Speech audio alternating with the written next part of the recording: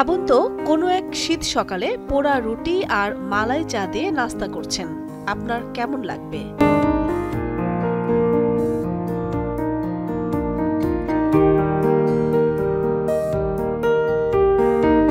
কুষ্টিয়ায় এমন একটি দোকান আছে যেখানে পাউরুটিতে মধু ও চিনির রস মাখিয়ে আগুনে রাখা হয়। এভাবে তৈরি হয় পোড়া রুটি, আর পাশেই বড় হাঁড়িতে জাল হচ্ছে দুধ। ঘন হতে হতে দুধের রং বাদামি হয়ে ওঠে। অতঃপর মোটা সরের স্তর পড়লে সেই সরের সাথে চিনি মিশিয়ে বিশেষ কায়দায় প্রস্তুত করা হয় এই চা, যাকে বলা হয় স্পেশাল মালাই চা। এই চায়ের সাথে পোড়া রুটি অলিক এক স্বাদের জন্ম দেয়, যার রেশ থাকে অনেকক্ষণ।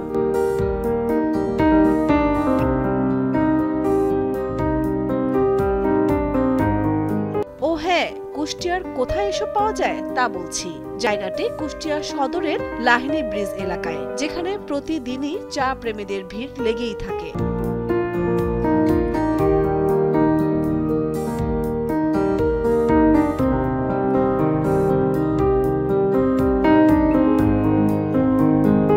আমরা সবাই আসছি জাস্ট চা খাওয়ার জন্য, চা আর পোড়া রুটি, এবং এখানকার পোড়া রুটিটাও খুব মজার লাগে।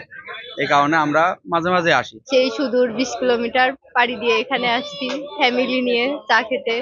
খুবই মজা চাটা, যার কারণে সবাই আসে। অনেকে মানে ফ্যামিলি নিয়ে আসে, অন্য আত্মীয় স্বজন সবাইকে নিয়ে আসে। আমরাও মাঝে মধ্যে আসি, এখানে খাই, খুব ভালো লাগে। এখানে দুধ চা পোড়া রুটি পাওয়া যায়, অনেক ভালো, অনেক ভিড় হয় এখানে। তো আমরা মাঝে মধ্যেই আসি, এখান থেকেই খাই, ফ্যামিলি সহ আসা যায়। সুন্দর পরিবেশ আর টেস্ট অনেক ভালো। আসলে সেই টেস্ট, এর স্বাদ, গন্ধ, ফ্লেভারটা খুবই সুন্দর লাগে।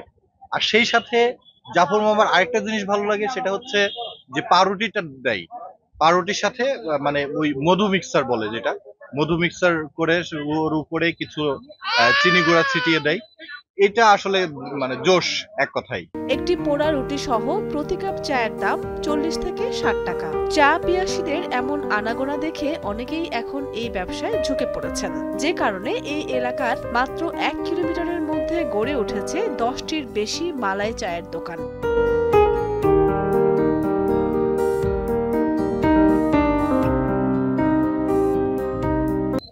বা কোনো ভেজাল খাওয়াবো না। এই যে আমার দুধওয়ালা, ইনি হচ্ছে আজ থেকে প্রায় 7 বছর ধরে উনি দুধ দিচ্ছে।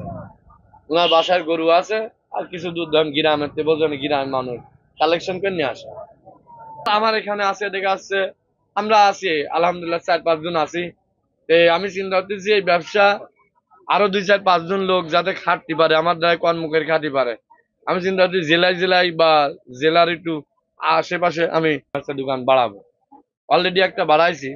প্রতিদিন সকাল থেকে রাত পর্যন্ত জমজমাট থাকে দোকানগুলো। স্থানীয়দের কাছে জায়গাটি বর্তমানে টি ভিলেজ নামে পরিচিতি পেয়েছে।